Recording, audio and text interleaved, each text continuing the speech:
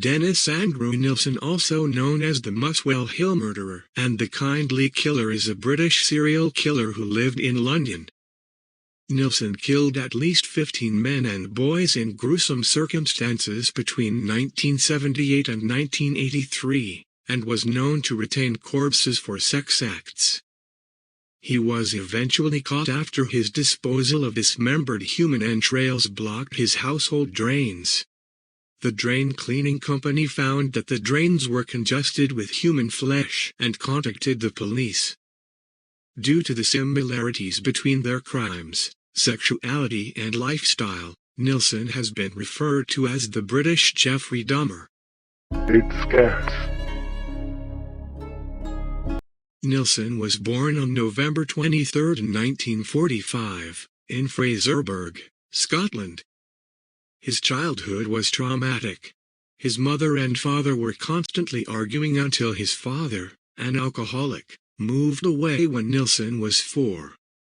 His mother and 2 siblings then moved into her mother's house, and Nilsen immediately bonded with his grandfather. When he was only 6 years old, his grandfather died. Eventually his mother remarried and had 4 more children, and the situation enhanced his feelings of being left out, alone, and uncared for. He was lost in a crowd, and there was something else that isolated him from his peers. At a very young age he started to feel romantically attracted to boys. But though he had the feelings, he did not act on them. Then his family moved to England when Dennis was still a boy. And in 1961, when he was 16, Dennis joined the Army Catering Corps. He was to learn a skill there that served him well during his murderous rampage, butchering. Following his departure from the Army in 1972, he joined the police force and stayed for a year. A special treat for him certainly was access to the morgue and autopsies, which fed into the necrophiliac. Necrophilia is a pathological fascination with dead bodies, which often takes the form of a desire to engage with them in sexual activities, such as intercourse, tendencies that had been building inside him for years. Tendencies that would later manifest in some truly shocking ways. He started acting on his homosexual urges while he was working as a civil servant at a London job centre employment agency. Nilsen was attracted to a young co-worker named David Painter, and one day he took various photos of him while he was asleep. David Painter caught Nilsen. The experience traumatized David Painter, who had to be hospitalized. The police were notified and questioned Nilsen, but they released him without filing any charges. Eventually, Nilsen could no longer control his sexual feelings, and in 1975 he started a relationship with a man named Gaelican. After 2 years, Gaelican ended the relationship, and it was as if a bomb had gone off inside Nilsen's psyche. He spiraled down into an unbearable pit of loneliness and became like a child again with his feelings of abandonment. He tried to hold off the anxiety with drink, but this didn't work. So, he started to take young men home to his apartment in the Cricklewood section of London. And the homicidal urges that had been gestating in him for years finally blossomed, and then some. On the evening of December 29, 1978, he picked up a young man, Stephen Dean Holmes, a 14-year-old boy, in a local pub, and they had sex all night.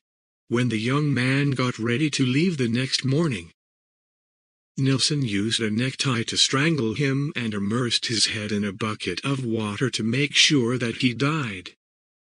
The next day, Nilsen carefully and lovingly washed the nude corpse from head to toe, and that evening placed the body into his bed and lay down beside it. He spent much of the night marveling at the beauty of the corpse, and at one point he became aroused and tried to have sex with it but was unsuccessful. He spent the entire night with the dead young man. When dawn came, Nilsen decided to dispose of the body, He carefully pried up the floorboards and laid the body between the wooden frames. The body under the floorboards was not dead according to him. Because the body was there, he was not alone. Indeed, Nilsen had what might be characterized as a very quiet roommate until 8 months after the murder, when, in August, he brought it outside to the garden area and cremated the corpse in a bonfire. A few months after Nilsen cremated his first victim, he tried to kill again, this time a young Chinese man named Andrew Ho. Ho broke free and reported the incident to police. An officer who was a former colleague of Nilsen's questioned him, and Nilsen explained the assault away as a botched robbery. The cop believed his old acquaintance. Less than 2 months later, on December 3, 1979, Nilsen committed his second homicide. The details of this murder were even more bizarre than the first. Nilsen met the victim, a Canadian tourist named Kenneth Ockendone, at a pub, and they hit it off. The two spent the day drinking and sightseeing, and then retired to Nilsen's apartment for a grand sexual finale to their day. Instead, Nilsen strangled the young man with an electrical cable. He died. Then, just as he had with the first victim, Nilsen carefully washed the corpse, placed it in bed next to him and spent the night with it. This time, though, there was a variation on his ghoulish theme. Nilsen took photos of the body and this time succeeded in having sex with it.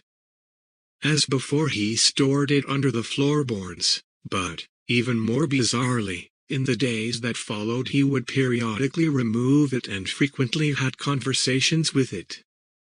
7 months after Ockendone's murder, Nilsen lured a 19-year-old homeless Irish man named Martin Duffy to his house, and there strangled him and submerged his head in a bucket of water. Then he cleaned Duffy as he had done the other victims, placed his body on the bed, had sex with it, and placed it in a wardrobe for 2 weeks before storing it under the floorboards with the decomposing remains of Ockendone. His next victim was rent boy Billy Sutherland, aged 27, who had the misfortune of following Nilsen home one night. He too was strangled. Malcolm Barlow, 24, was an orphan with learning difficulties, who was soon dispatched by strangulation. By 1981, Nilsen had killed 12 men in the flat, of whom only the above 4 could be identified, which, given his penchant for preying on the homeless and the unemployed in a large city, is probably less surprising than it might be in a smaller community.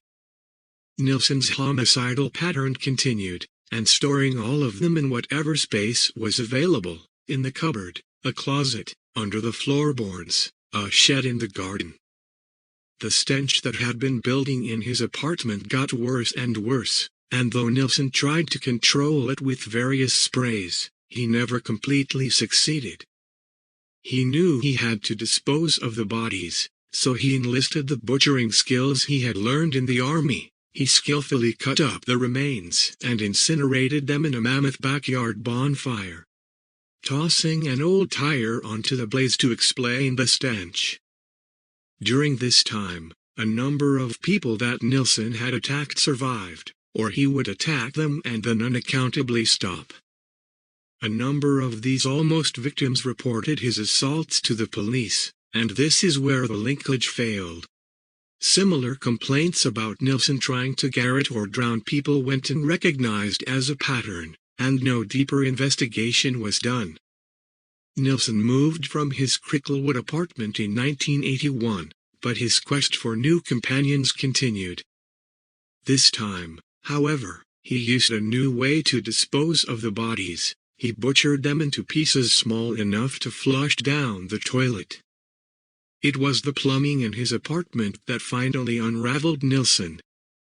Although he tried gruesome means of making the human pieces pass through the plumbing, including removing flesh from skulls by boiling them, neighbors were having troubles with clogged toilets and called a company called Dino-Rod. The technician found the clog and removed rotting pieces of human remains, some pieces clearly distinguishable by the hair attached to them, in front of horrified onlookers, including Nilsen. The police were summoned. He was then arrested and cautioned on suspicion of murder and taken to the police station. On the way back to the station, Nilsen was asked how many bodies they were talking about. 15 or 16, was his reply. He later apologized to the police for not being able to tell them the exact number of people he had killed. When his house was searched, they found 3 heads in a cupboard, and 13 more bodies in Nilsen's former home, 195 Melrose Avenue, Cricklewood. During the trial at Old Bailey, Nilsen was cold and distant, and seemed unaffected by the fact that he had murdered 15 people. Trial and sentence of Dennis Nilsen. Nilsen was convicted of 6 murders and 2 attempted murders, and was sentenced to life imprisonment on the 4th of November 1983. Nilsen's minimum term was set at 25 years by the trial judge, but the Home Secretary later imposed a whole life tariff, which meant he would never be released. But after the Home Secretary was stripped of his powers to set minimum terms in November 2002, Nilsen could be freed on life license as early as 2008 because of his original 25-year minimum sentence.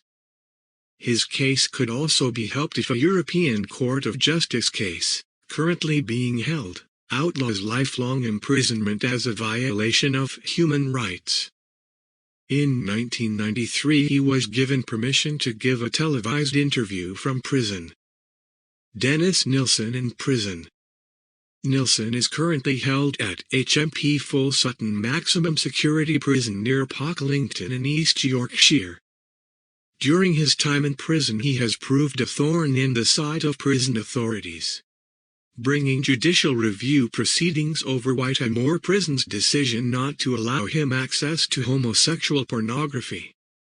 In 2003 he brought a further judicial review over a decision not to allow him to publish his autobiography, titled The History of a Drowning Boy. Don't forget to like, share, comment and subscribe.